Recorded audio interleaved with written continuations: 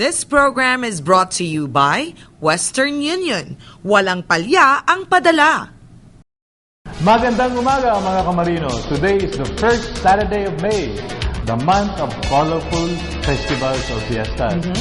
As you know in Bohol, a fiesta is celebrated by a town or a barrio every day for the whole month of May in honor of the respective states and saints. Isipin mo yung araw-araw fiesta. Saya. Aba, talagang sobra sa baon na sa utang. Good morning to you, Maricel. Good morning to you, Admiral. Magandang umaga po sa lahat ng ating mga televiewers. Ibang klase talaga ang buwan ng Mayo, di ba? Kakatapos lamang ng Pista't Gayat, ang Seafood Festival sa Pangasinan.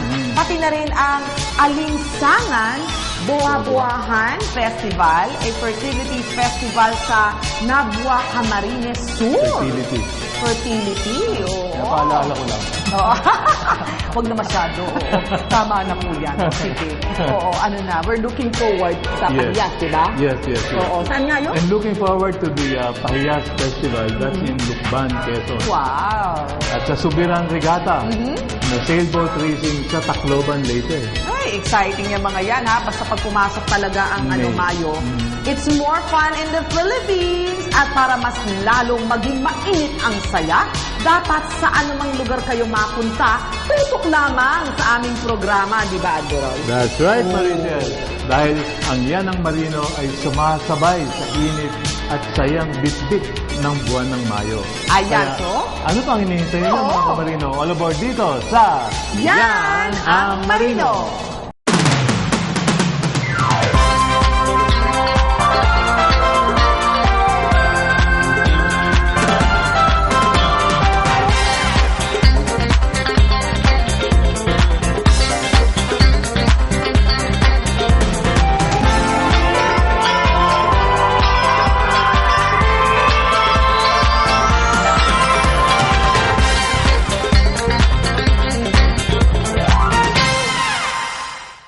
The Center for Advanced Maritime Studies of Maritime Academy of Asia and the Pacific recently held a seminar workshop on Ship Energy Efficiency Management Plan at Amosup Convention Hall. Ano nga kaya ito? Alamin nga natin.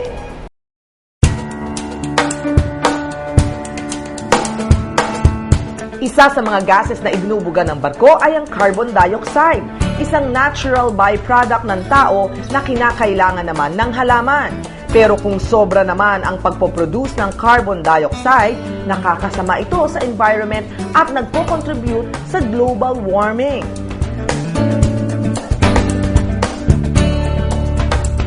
Kaya naman napakahalaga na matutunan ng ating mga kamarino ang Ship Energy Efficiency Management Plan or SEEMP na naaayon sa mga requirements at guidelines ng International Maritime Organization Marine Environment Protection Committee or IMO MEPC na nasa Annex 6 ng International Convention for the Prevention of Pollution from Ships or MARPOL.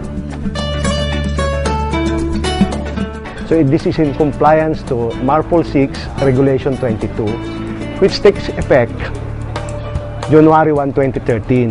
Kaya lang hindi pa masyadong alam ng mga crew, ng mga tao. So ngayon tumutulong ang Amosup, kaya ito'y libre ng Amosup para malaman ng mga stakeholders sa Pilipinas. Kaya ito open, free, sponsored by Amosup, the union. And, with, of course, with the help of MAP. Kasi yung fuel, yung crude oil, pag sinunog mo yun, lalabas magiging carbon dioxide sa tubig. Yung tubig, walang problema. Pero yung carbon dioxide, yun na nga ang gumagawa ng global warming. Ngayon, kung maging efficient yung pagpapatakbo ng makina mo, parang sa kotse ba, imbes na yung 1 litro ay 10 kilometro, tatakbo, magiging 20 kilometro. So, makatipid ka sa fuel, makatipid ka pa sa nai-emit na carbon emission, yung carbon dioxide sa atmosphere.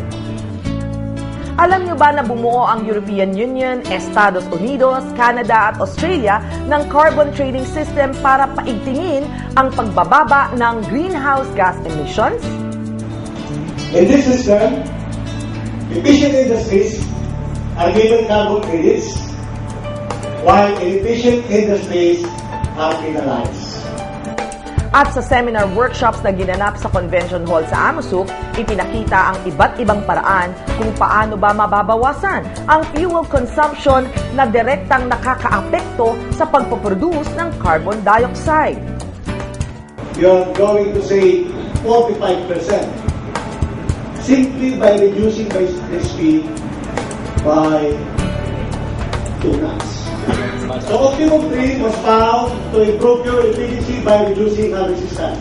In case where no alcohol is threatened or when cargo is not time sensitive, it may be profitable to the charterer to run the vessel as slowly as possible to save fuel.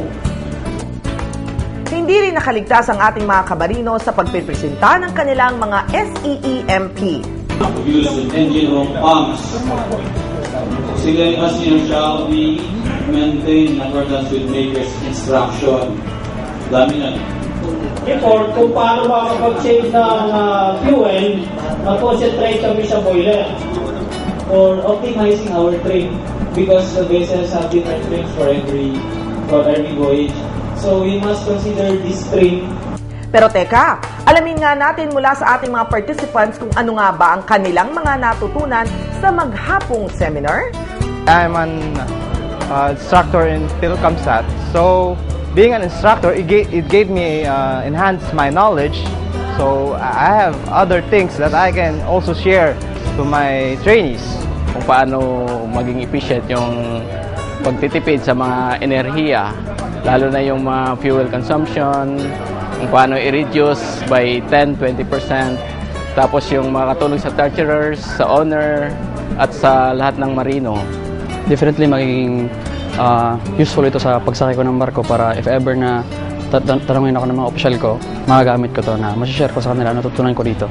Na kahit ayaw mo, you have to follow. Kasi kung hindi mo susundin yung ano nila, yung sasabihin nila, in order to implement this MARPOL 6 na to, yung Annex MARPOL 6, huling ka eh. Ang mga sinabi namin kanina sa seminar, kapag na-implement po yan sa company, malaking tulong po yun para sa pagbabarko. Mabawasan man lang po yung paggamit natin ng power. At pag nabawasan po yun, medyo malaki po ang matitipid ng upa niya. One thing is for sure, a well-thought-out ship energy efficiency management plan or SEEMP will not only result to substantial fuel savings but will also mean less carbon emission. Definitely a loving act to Mother Earth. Way to go mga kamarino!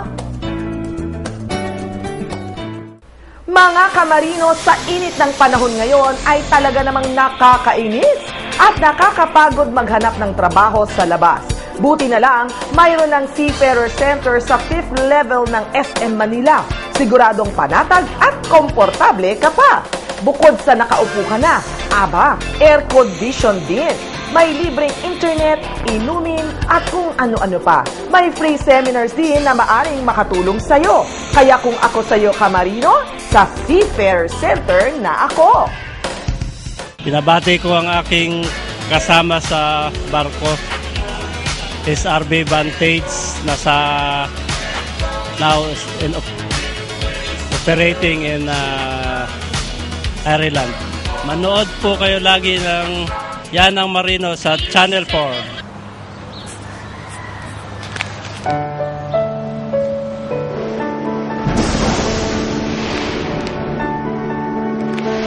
San ka man, namimiss ka nila. At dahil mahal mo sila, dapat benepisyo protektado ka. Mag-member sa SSS kahit san ka man sa mundo para may benepisyo ka at ang iyong pamilya.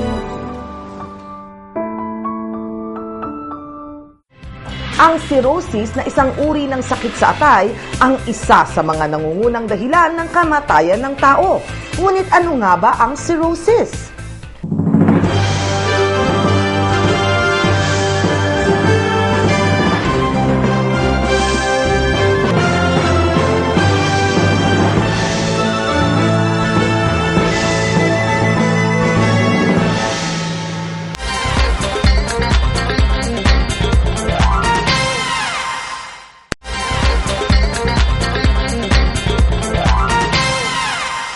Alam po natin ang bawat seafarer bago sumakay ng barko ay kinakailangan sumailalim sa isang medical exam. Tinatawag nating PEME or Pre-Employment Medical Examination. And as you know, many of the seafarers probably stop active service at sea because of a certain type of disease. At kadalasan po, gastrointestinal disease ang kadahilanan nito. Alamin po natin mula kay Dr. Luis Salvador, isang gastroenterologist sa Amosup Seamen's Hospital, kung paano natin maiiwasan ang sakit na ito. Ang labis na pag-inom ng alak ay nagdudulot ng iba't ibang karamdaman. Isa na dyan ang cirrhosis. Upang malaman kung gaano kaseryoso ang sakit na ito, ating nakapanayam ang gastroenterologist ng Seamen's Hospital. Ayon sa datos ng National Institute of Health, ang cirrhosis na isang uri ng sakit sa atay ang isa sa mga nangungunang dahilan ng kamatayan ng tao. Ngunit ano nga ba ang cirrhosis? Ang cirrhosis ng liver, kung ikukumpara mo yan sa isang bagay, parang tumitigas yung liver mo, nagiging bukol-bukol. Kung nagkakita ka ng atay ng manok, malambot ito, parang sponge, parang soft, no? Paano at ano naman ang dahilan ng pagkakaroon nito? Ang nagiging sanhi ng cirrhosis, una-una, kung ikaw manginginom na malakas, na nagko-consume ka ng mga 80 grams of alcohol per day, ang mga ibang dahilan is yung nagkakaroon ka ng either viral hepatitis B, na nagko-chronic active hepatitis, na napupunta sa cirrhosis of the liver, o pwede ring hepatitis C or hepatitis D, yung mga hepatitis na may chronic stage. Okay. Ang iba pang dahilan is basically po pwedeng dahil sa pagkakaroon mo ng fatty liver or yung pagmamantika ng atay na nagiging dahilan ng mga tinatawag na yung walang dahilan na cirrhosis na makita, hindi alcoholic, walang viral hepatitis at bigla na lang nagkakaroon ng cirrhosis. Yun ang mga ibinibintang ngayon, sa panahon ngayon, na dahil sa pagkakaroon ng mantikang masyado sa atay o yung fatty liver. Gaano nga ba kadalas dapat magpatingin sa doktor at ano-ano nga bang mga test na dapat kunin, lalo na ng ating mga marino na laging busy, upang malaman kung may cirrhosis na nga ba? Well, ang pagpapatingin is the usual annual checkup. Kung healthy ka naman, makukunan ka lang ng examining ka ng doktor, kukunan ka ng test na specific for liver function, kukunan ka ng tinatawag na transaminases, yung mga ALT at saka AST. Yun yung SGPT dati at SGOT, para makita kung talagang nagkakaroon ng inflammatory process doon sa atay mo. Ating alamin ang mga paraan upang maiwasan ang sakit na ito. Karaniwan, kahit wala kang gawin, basta ang like for fatty liver, ang accepted na treatment protocol ng fatty liver is just diet and exercise. So, kumbaga, umiwas ka sa mamantikang pagkain. Umiwas ka sa lahat ng klase ng animal fat o lahat ng taba o mantika for that matter. And number 2, mag-exercise ka. Pag ginawa mo yon religiously, ang iyong fatty liver, pagka parang masusunog mo yung excess fat, gagaling ka with or without the liver supplements. Isa sa mga paniniwala ng nakararami ng pagbibigay daw ng matatamis sa may sakit na hepatitis ay nakakatulong upang mapagaling ito. Totoo nga ba ito? Hindi mo kailangan ng matatamis like kung may viral hepatitis ka o may nagmamantika yung atay mo. Bawal nga, kung nagmamantika lalo, hindi ka pwedeng kumain ng sobrang asukal. Kasi pagka yung sobrang asukal ang kinakain mo, yung ibang asukal na hindi mo masusunog, mako-convert ng liver into fats. Doon kayo magsisimula yung pagkakaroon mo ng excess na mantika.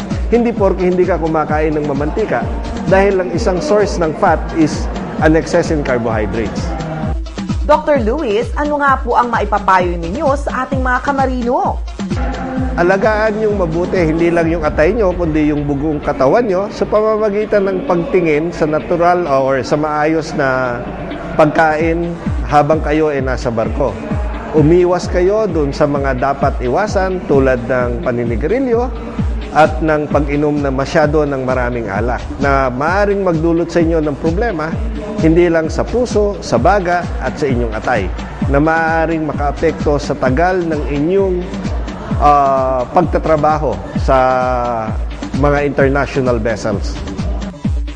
Kaya naman stay healthy mga kamarino, huwag pabayaan ang kalusugan at sundin natin ang mga naipayo ni Dr. Lewis upang makaiwas sa ganitong klaseng sakit. Hello sa mga anak ko sa Cainta sa Palmera Heights. Palagi po tayong manood ng Yanang Marino. Susunod, Yanang Marino Caravan, umandar na!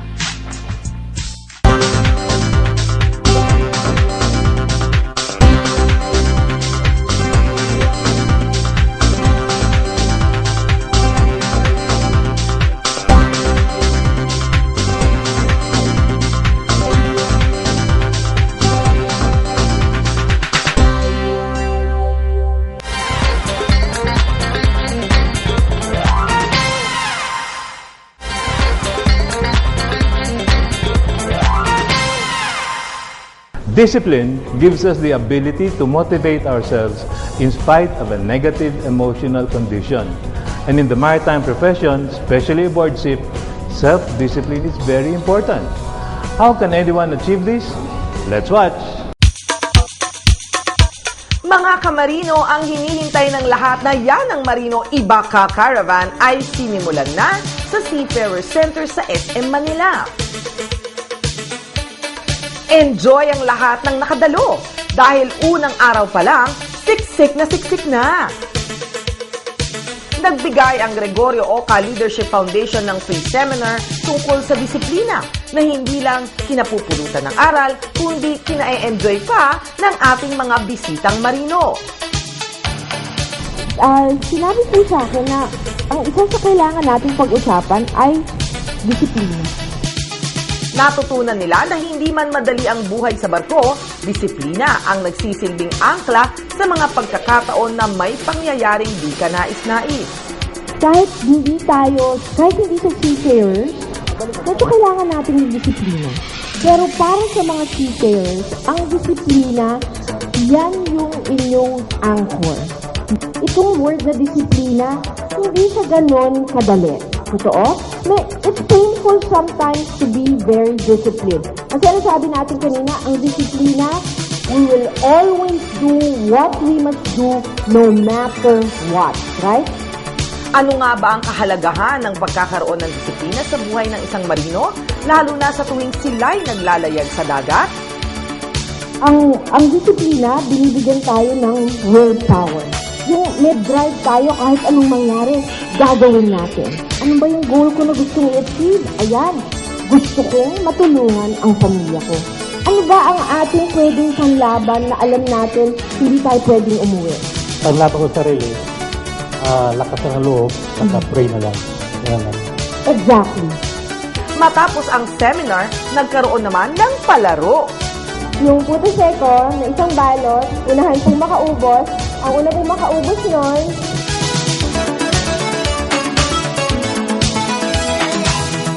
busog ka na, may premyo ka pa. Nabitin yata ang mga marino sa unang palaro kaya pumilit pa ng round 2. Hindi lang kaalaman ang iuuwi ng mga marinong dumalo dahil may mga pigis pa mula sa ating mga sponsors kaya naman lahat ay nakangiti. Kaya huwag mag-alala sa mga hindi nakapunta dahil marami pang next time dito sa Seafarer Center sa SM Manila. Abangan nyo kami sa inyong mga ahensya rin. Ang paghahanap ng trabaho ay hindi biro. Minsan, maghapon kang nakatayo. Pero hindi sa Seafarer Center. Dito, komportable na, marami pang libre. Mga seminars, workshops na siguradong makakatulong sa inyo. May regular job fair pa mula sa ahensyang accredited ng POEA.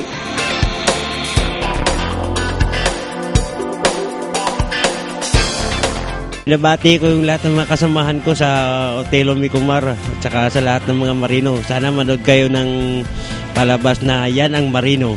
Magandang programa ito. Trabaho, ang QOTC, Quiet Oil Tankers Company. Binabati ko kayong lahat dito sa Pilipinas at sa ibang bansa na nandiyan ko nagtatrabaho. Yan ang Marino. Up next, Yan ang Marino, iba ka sa Siemens Hospital.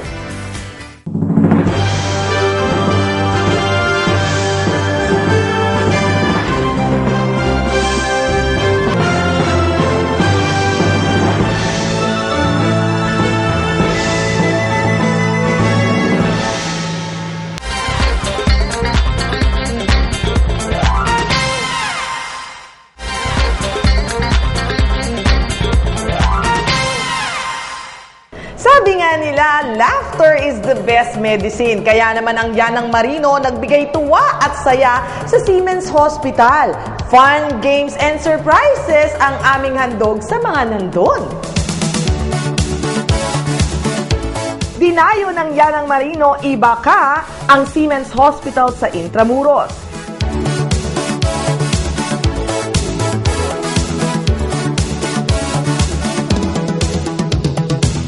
Gaya ng lagi namin ginagawa, nagbigay saya kami sa ating mga kamarino at kanilang mga pamilya. Halos hindi kami magkanda-ugaga sa dami ng mga nakisaya. Paano ba naman ang mga nagpa-register? Pasok agad sa libreng paraffol.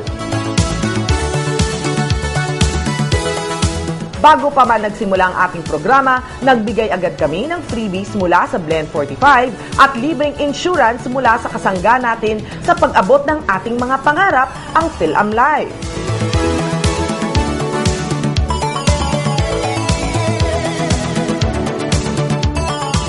Lahat ng Marino at mga kamag-anak po ng Marino, ito po ay libre, worth 25,000 pesos po, good for 30 days.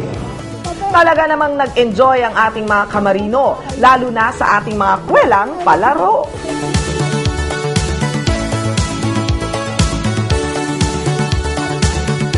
Sige ate, nguya pa! Sa larong Are You Kidding Me? Bata at matanda, lahat nakisaya. Ano ang relasyon mo sa anak ng lola mo? O ate, nalito ka na yata. Well, hindi nakakalam. Ang tawag sa gumagawa ng sapatos ay sapatero. Ano naman ang tawag sa nagsusulat ng kanta? Composer. Okay, congratulations ate. At sa huli, ang nanalo ay si... Salamat po ako sa PhilAmLife, saka sa mga sponsor dito. Thank you po. At binabati ko po kayong lahat. Bukod pa sa seminar, nagbigay din ng PhilAmLife ng libreng financial consultation na siguradong nakatulong sa ating mga kamarino. Nakakalungkot po sa Pilipinas, kahit nasaan po kayong eskwelahan magpunta, wala pong pagtuturo o wala pong tinuturo kung paano magtipid at mag-ipon. Yan po ang advocacy ng PhilAmLife po ngayon, mag-ikot sa buong Pilipinas para turuan kayo kung paano po mag-impok, mag-ipon, mag-invest, magpalago ng pera.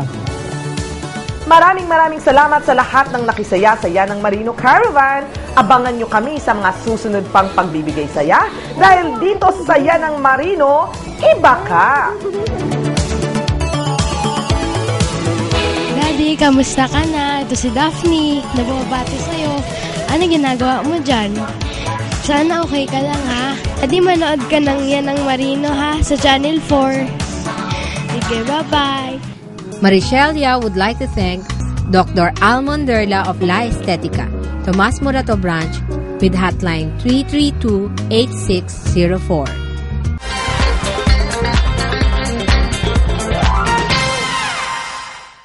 Remember, don't stop having fun when you get older because you will get older when you stop having fun. Naku, Buka ba yun? Oo, pag nagmamature, dapat lalong mas fun. Dapat.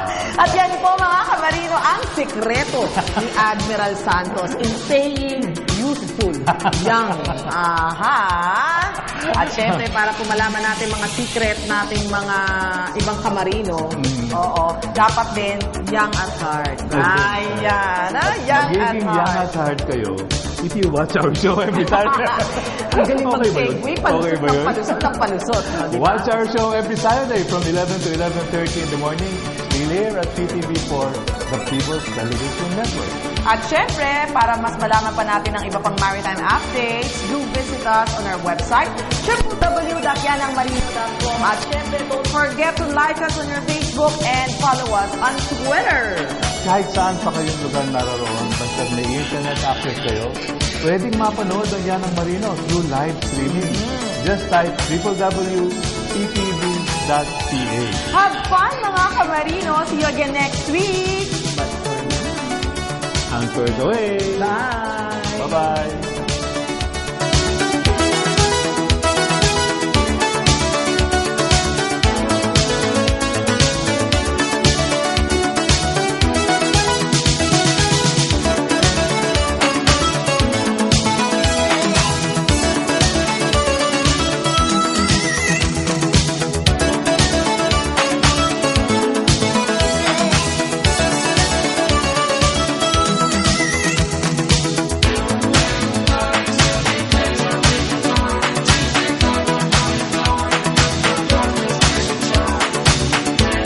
This program was brought to you by Western Union. Walang palya ang padala.